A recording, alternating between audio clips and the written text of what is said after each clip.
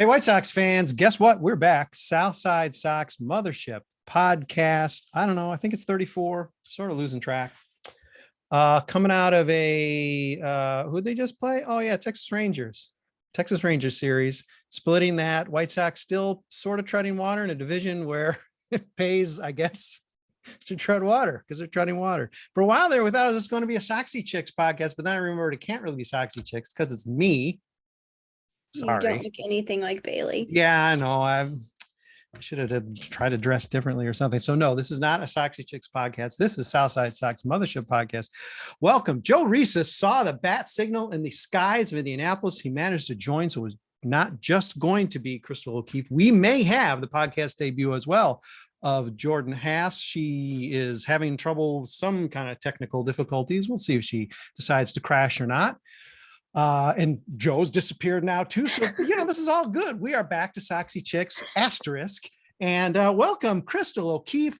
Always very thrilled to have you on the podcast with me. Thank you for taking the time to join me. I don't have anything else to do. So on the carnival ride that is the Side Sox podcast, Jordan Haas might also be joining us now. We'll see. We'll say hi if people actually do show up.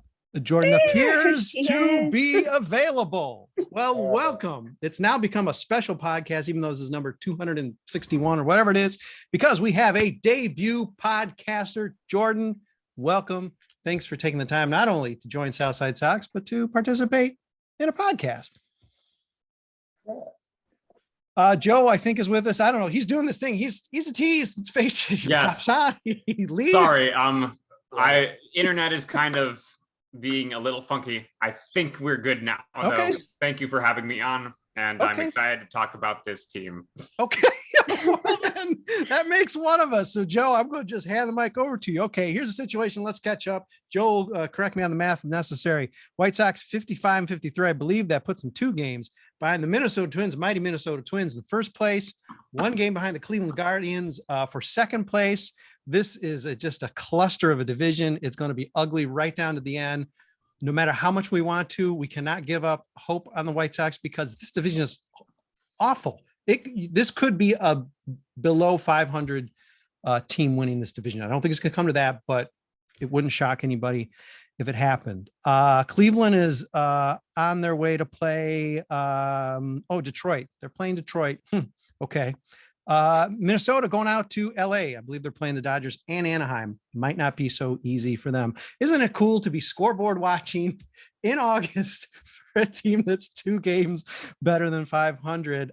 Split with Texas. Not a great start overall to what has been this key juicy portion of the schedule of the White Sox. I think we determined should win about 12 and 19. They're not really on that pace right now. So as is usually the case, let's just go around the room here. Sort of how you feeling? Split with Texas. Hard to win 3 out of 4, no matter who you're playing. Chrystal, how you feeling coming out? Obviously, win Sunday helps, but where are you at with the team? I'm not super mad or worried.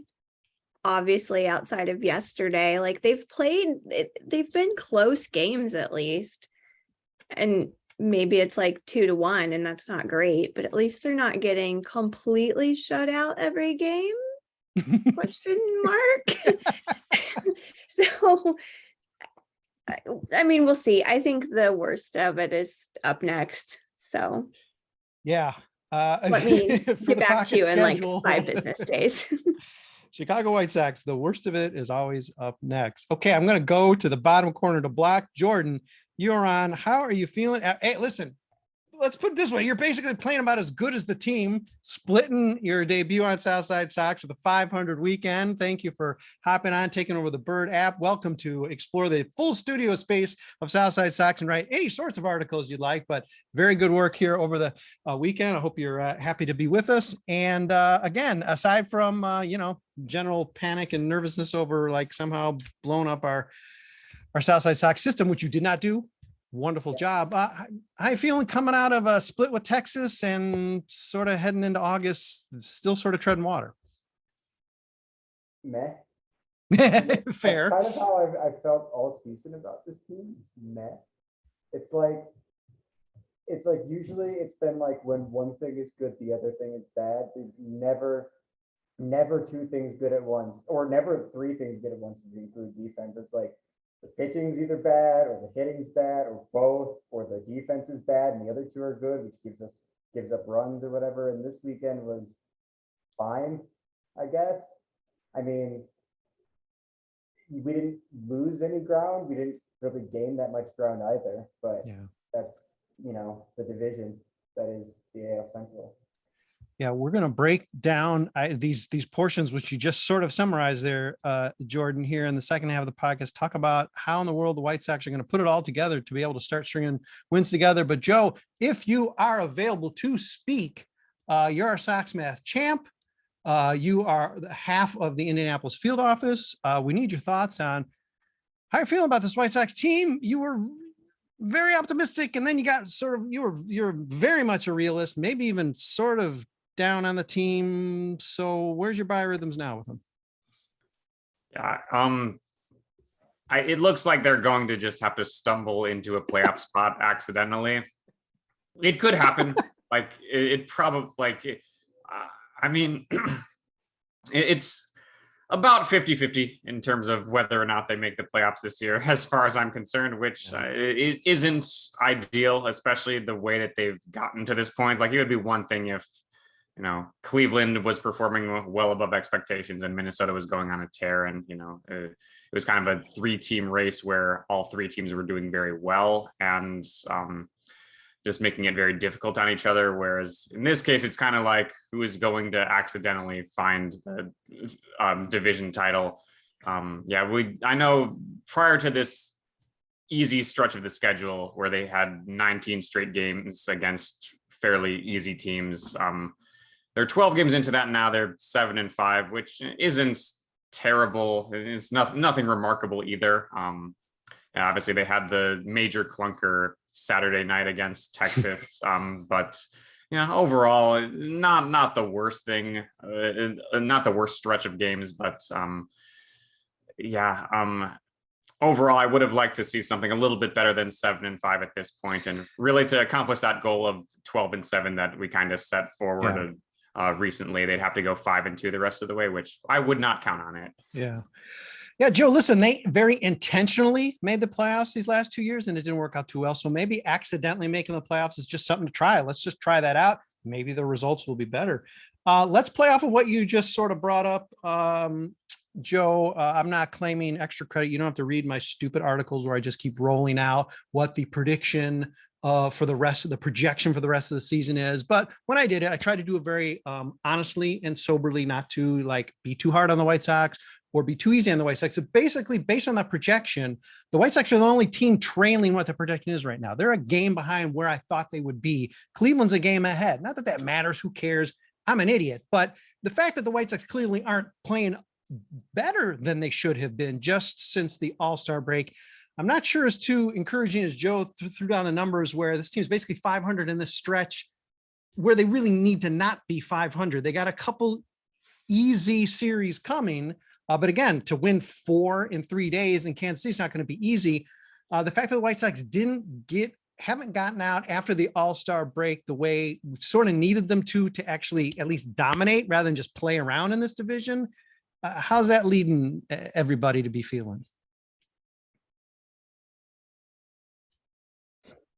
Not everybody jump at once. Yeah. Commit. I just have a really bad feeling about this coming week, really.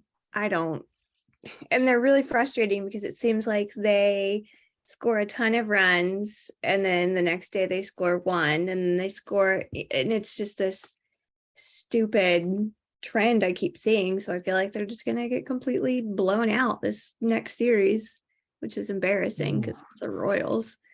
We're going to have a very different podcast if that happens against the Royals. And the problem is we've had that podcast already this year, probably a few times. So I guess it will be a rerun. We'll just pull back to number 15 and we'll just run that. We'll have different haircuts, but other than that, it'll pass. Let's take a quick break. Let's reconnoiter our thoughts. Let's break down a little bit about how this team could put it together. to push toward, actual playoff contention, which basically they're in. They're 2 games out of the playoffs right now, which is ludicrous. But if you want to stick around with this, go ahead. It's sort of silly to cut off halfway through a podcast. So we'll be back in a minute. Stick with us. White Sox fans, Brett Ballantini here, lucky enough to host another Side Sox podcast. I wish I had better news. Like, wow, the White Sox just ran off a week of wins. I don't know that that's going to happen this year, unfortunately. But what I am very lucky to say, doesn't have anything to do with the performance on the field, is that I'm here with 3 of my very best friends in the whole wide world, and definitely in the Side Sox White Sox universe. It's Chrystal and Joe in Indianapolis, as always, and Jordan. Oh my goodness, it's a first time, it's a debut. Welcome. Let's talk about what this team is. Let's talk about this rotation. The Kopech is showing signs of running out of gas, which is not a shock. It's not a disappointment. It doesn't open him up for criticism. The guy doesn't have the arm to throw 180 innings, and the White Sox could never have planned on that for him. I think we've been estimating 120, 130 seemed reasonable, given the fact that he wasn't even starting last year. He's just 3 years removed from surgery. It looks like he's going to have to be taking some starts off. I'm thinking maybe he ends up splitting starts with like Vince Velasquez, and they're both going like 3 innings because Velasquez can't stretch out either. The White Sox don't have pitching, or they don't have a full 5-man rotation, which might not put them in worse shape than Cleveland or Minnesota. But just rotation wise, again, what is the feeling as the White Sox? I mean, it's not going to get any easier. Everybody's getting tired. Dylan Cease is the one guy who says, hey, listen, I got mustache power. I'm going to be fine. You give me 200 innings, I'll be okay. And, I'm inclined to believe him at this point. We got Giolito and Lynn sort of flip a coin. Johnny Cueto, who I'm done saying he's not going to do it for us because he just does it every start. So I think we got 2 starters, 2 spots on the rotation each time through that you can feel pretty good about. That's 3 spots where you got to sort of wonder, how's it making everybody feel? The fact that we only have 2 good pitchers right now is very concerning to me. I think that's the obvious, but it's not great. It's a precarious situation for sure, and Lynn and Giolito are going to have to do some heavy lifting down the stretch, and normally I'd have a lot of confidence in them to do that based on their track records, but I don't know, based on just strictly 2022 numbers, it's a little bit strange to be asking them, to be relying on them to really deliver a lot of clutch performances down the stretch. I mean, yeah, Lynn's had a little bit of rough luck with balls in play, but I mean, that's kind of a feature, not a bug with this team. Especially with balls hit to the outfield. Yeah. And yeah, Giolito, we have a larger sample size for him, and he had a pretty good performance today. But even still, the ERA is barely below 5. So I mean, yeah. If those 2 guys can really put it together, then I would feel a lot better. But overall, yeah, I don't feel very good about the rotation as it stands right now.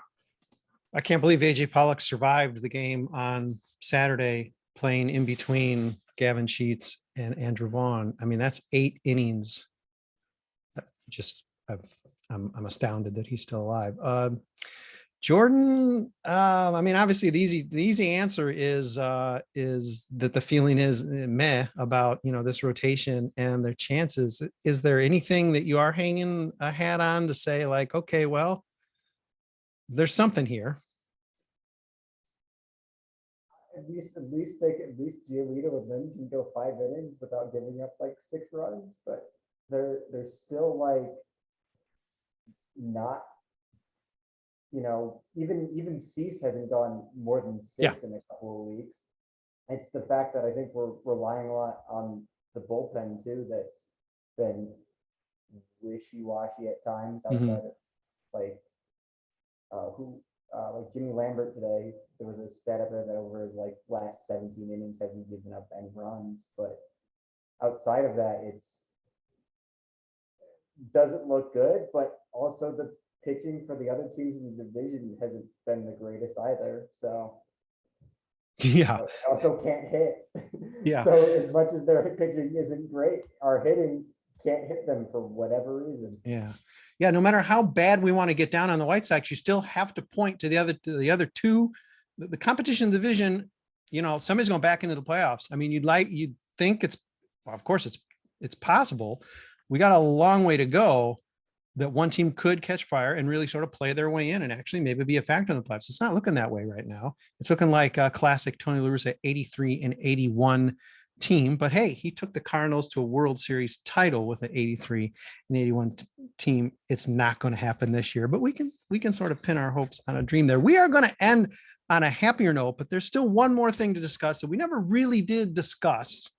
And to your point, Jordan, I think it's Lee Allen who has this stat. I think he's put it out on the Side Sox podcast. The White Sox, I don't know if it's just starters or pitchers. I guess it's starters, are like the most inefficient in the league. They're close, or they were at some point. They're just, I mean, even Dylan Cease for the year he's having is managing to, and that's why it's been such a revelation that Johnny Cueto can get into the 8th inning. It's like a shock on this team. And that hasn't always been the case with some of these other guys. Giolito's thrown no hitter, for God's sake. I mean, their guys have been much more efficient. Lance Lynn as well. Lance Lynn is putting as much time barking about defensive arrangements in the dugout than maybe being efficient on the mound. But anyway, let's talk a little bit about the trade deadline. The White Sox didn't do anything. I mean, okay, they got Diekman, and he's been good. So that's great. Of course, Sox are on the hook for like $5.5 million still in the future for a left-handed specialist who is getting into the wrong side of the late 30s, if there is a right side of that. But okay, listen, I'm already through them, so I guess I can talk trash about them.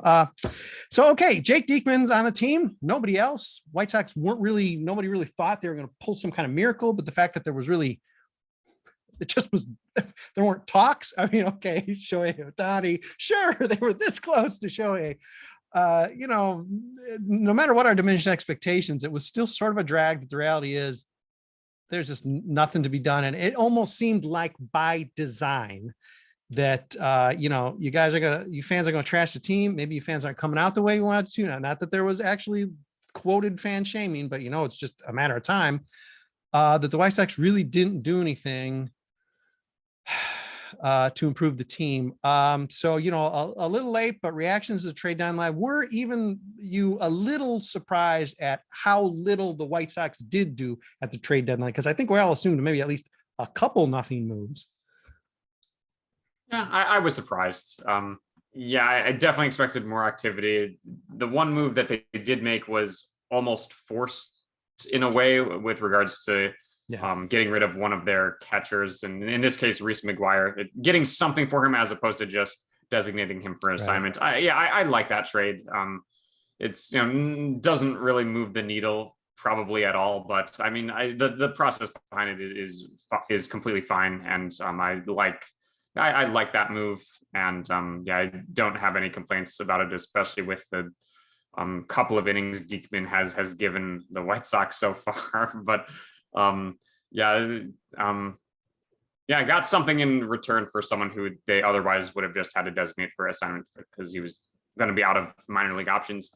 But in terms of as a whole, with that being the one thing that they did, it was disappointing, and I'm glad that Rick Hahn at least owned up to that much. I mean, I would have much rather him made a bigger splash and had, kind of a victorious press conference as opposed to the one he had where he said something right along the lines of I'm right there with you if you're feeling disappointed with how it went.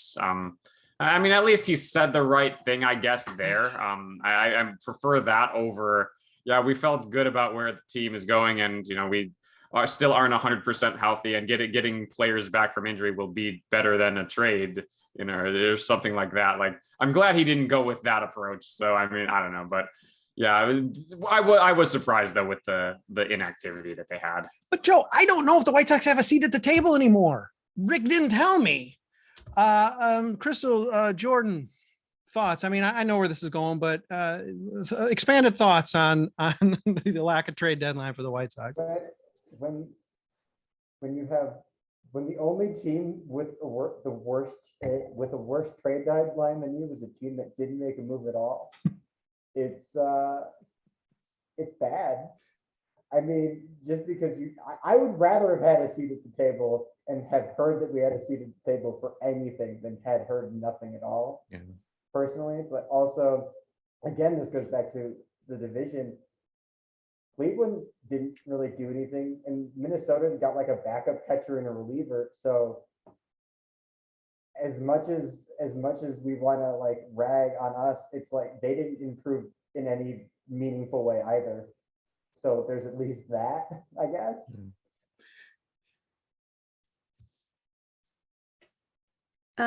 I really like the new acquisitions. I think it was Luis Roberts and Eloy Jimenez. Yeah.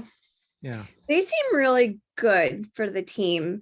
So they've got that going for them at least. Yeah. But I am surprised that Diekman has been okay, because I heard a lot of very bad things about him from my co-host Bayleigh, about how much she hated him as a Red Sox fan. So, I mean, I guess there's that. We always knew it was really just going to be Luis Robert coming back, and that was going to be their splashy move. I thought that it was clever. Credit to Hahn that he acquired two guys in. I still don't know. He's new to the team, so I don't know if it's Robert or Robert. We'll figure that out at some point. That they got Robert and Jimenez. That they played together before. I believe I've seen somewhere there's a bobblehead of both of them. I mean, it's cool. That's going to help clubhouse chemistry. I think you acquire guys who know each other. They're sort of speaking their own language already. So credit to them there. I mean, you just have to sort of tip your cap, not only at the table, but acquiring teammates. That's pretty cool. I mean, they seem to get along great.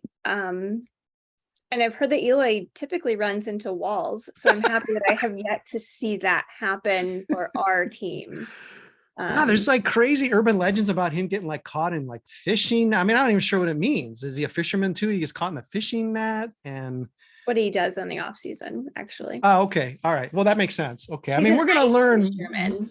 Yeah, right. I think we probably will learn more of these guys. Maybe in the off season. I mean, right now it's just stretch run. We got to see how they play, but maybe off season we'll get some features like, Athletic or Tribune putting some stuff out. So we'll get to know these guys finally, but it's still sort of cool. You're getting teammates. So good point. I mean, I completely forgot about those guys, Chrystal. So, thanks for catching me on that. Okay. In an attempt to maybe round the corner here with something positive, there have been some positive things. Sox won 2 games. They could have just won 1. They could have won 0 in Texas. I mean, it's not beyond the realm. They're healthy, sort of. Things that happened this weekend, or maybe on this stretch coming out of All-Star break, which has been disappointing, but we talked about this last podcast as well. Anything you see that's promising, maybe that you might not have even expected, but anything that's promising at this point going into, I know, Chris, you've already said you are seeing previews for a horror movie in Kansas City, which, trust me, having lived there, it can be a horror movie, just the city itself, but good feelings, good vibes, sort of going into this series or stuff you saw in Texas. That's maybe encouraging. I think AJ and Eloy have both been really hot lately.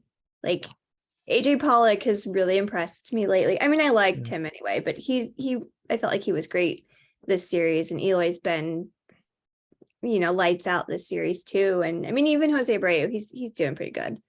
So I think there's a core, and I think with Tim sitting some of this other game out, maybe that'll be a nice refresher since he's been garbage lately. But I mean, those two especially, they've been really hot, and their bats have been really hot, and I'm excited to see what they do, at least against the Royals. All right, before we get to Joe and Jordan on this, and this, you two can answer this as well, but I'm going to put Chrystal on the spot because she's talking offense. What realistic odds do you put? What do you feel about this offense? I mean, obviously, it's to the point we're going to talk about it anymore. It's like we're going to pick on the pitching, and there are always people out there, tweeting like, "Oh, the pitching's great. That's not a problem." Well, okay, if they're not doing what they need to be as good as they've been or better to drag this team to the playoffs because the hitting's not doing anything. But that said, the bats did wake up, sorta, or for a game, and definitely on Sunday. You think there's a chance this offense can wake up when it really needs to here for the stretch run? I think there is, and I really do think that some of these players coming back has kind of been able to wake them up, because it was a long time that a lot of them were gone. So I think they're finally in that lineup, like the best lineup that they can provide right now, with all of the core guys really back out there. I think it's going to give them a chance to wake up, because they realize they are better than this, and they've all been injured and they want to win. And I really think that they want to win for Jose, because he needs something before he leaves. So I think this last half might be a bit more promising than I usually make it out to seem. All right. Yes, you have come up from 47 wins. So, I mean, I'm still a little negative, but I think they're finally getting back into that groove that they were missing for so long. All right, Jordan, Joe, anything that you've picked up, especially maybe something that might surprise you that you're encouraged by? I mean, August Abreu, man, that's. I mean, I think if anything, if anyone's going to provide this spark that's going to push everyone else to play better, it's going to be Abreu and Eloy, because Abreu's just obscenely good in August, and Eloy, when he is good, brings just a completely different energy to the team that they desperately need. And I think someone said on the broadcast, or maybe it was again another tweet, but Abreu is leading the AL in hits now, which is mind-boggling. Not mind-boggling, I guess, but it's like, compared to previous seasons, it's a vast departure from what he's been doing, but he's still producing better than a lot of people on this team. Yeah, and Zach Hayes threw out that fact for us to tweet out, I believe 5th or 6th, all-time August slugging percentage. That's insane, because the names along with him, I mean, aside from Giancarlo Stanton, a contemporary, I mean, those were some pretty Hall of Fame extraordinary names. So it's pretty bad when we're like, okay, we're going to depend on him, to be the guy who carries us, but he sort of has every year. So it's not the craziest thing to say, okay, Jose, do it again. Joe, you got something for us that maybe just doesn't involve Abreu, who, listen, at this point, Jose, sorry, you're going to have to slug 1,000 this month, because we're all depending on it, and it's just got to be. In terms of things that I saw in Texas, that would be encouraging. I would have to echo the point about Eloy Jimenez showing off some power. And obviously, I can't really trust him to be out on the field at all, just with his injury history. But if he's able to stay on the field consistently and provide the amount of power that he's shown lately, then that really moves the needle for the White Sox, and that would definitely give them something that they need, especially with how reliant on singles they've been on most of the season. Which, speaking of that, Tim Anderson, he didn't show me anything in Texas in particular that I'd be encouraged by, but I just know that he's capable of more than he's shown us the past couple of months. Really, his slash line since roughly late May has been mighty similar to a pessimistic view of Nick Madrigal, when he was in the farm system.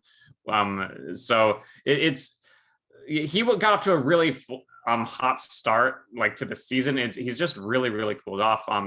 So I know that he could heat up down the stretch. He definitely has the ability to do that. It's just a matter of when, but there's no doubt in my mind that he is able to make that jump back up there. That alone, you've made him angry. He's listening, and he said, Joe Resis, Super Joe, just compare me to Nick Madrigal. That alone, I think you've done it, Joe. Thank you. I think we're going to have a really, really hot stretch from Tim Anderson, because those are fighting words. Any means necessary.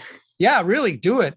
And we criticized Rick Hahn for his roster construction and some weird moves, including bringing Sosa up again. I mean, listen, the option's already burned, so yeah, might as well just have him, sit for like a game, go back to Charlotte, sit for a game, go back to Charlotte. Why not? It's burned now. But Cleveland has DFA'd like 13 guys in the last couple of days. They've the big one is Framil Reyes, but also Alex Call, old friend. I think a third guy. I mean, not that that's a bad thing, and who knows, maybe they've just got this like great kick of stretch run guys they're wanting to bring up or something, but it's not. I mean, maybe it's not just Han. We're used to always thinking, we're the worst at all these really basic things, but maybe there's other teams that sort of don't always know what they're doing too. But anyway, Cleveland's had a strange week, and yet still they are the one team that's like playing a little bit better than maybe you would have anticipated coming out of the All-Star break. So they might be this dark horse. I mean, the spoiler alert on that dumb article I wrote is that Cleveland does end up winning the division, and nobody seems to be thinking that is even a possibility, and I hope it isn't. But I guess it's just if you can do a coin flip among three teams, that's what it is at this point. Okay, we already know how Chrystal feels about Kansas City. Joe and Jordan, what do you think is going to happen? I guess briefly as you can make it in this Royals series coming up. White Sox finally get their mojo. I think we lose the first game of the doubleheader and then win 3 straight, probably. Okay. That's my thing. I'm cautiously optimistic. I think we're gonna put out whoever's like Davis Martin or whatever for the first game, and then whoever's pitching second. I'm not caught up on where we would be in the rotation next, but whoever pitches second is gonna pitch great because I'm pretty sure it's Cueto. And yeah, so, I said split. Crystal's thinking like sweep for the Royals or something. So I mean, I hope. So far, I'm voting. I'm wanting to vote with Jordan on this. Joe, what are you thinking? How are we gonna get through this road trip? I'll keep it brief. 2 out of 4 against Kansas City, and the 2 losses they will score basically nothing. Second that entirely. That's a bold but entirely predictable prediction. Very nicely done, Joe. Well, listen, you riled up Tim Anderson, so you've already made out. You can say whatever you want the rest of the way. All right. Well, thanks everybody for joining me here on this. And Jordan, congratulations on the debut. Please do not be a stranger on the podcast. We'll be doing another one soon. I always say sooner than you want, and like we've done like 2 in the last like 8 months. So sorry about that, but we'll do more. If it warrants. This team, let's face it, I'm sorry to say, this team doesn't really deserve a lot of podcasts. Last year was exciting. This year's like, oh God, we got to do another one. And Chrystal shows up again and she's going to just go through this misery with me. Oh, God bless you, Chrystal. Okay. Hey, God bless all of you for listening, reading, watching. Without all of you, we're not here. We'll be back probably before you expect us. Take care, everybody.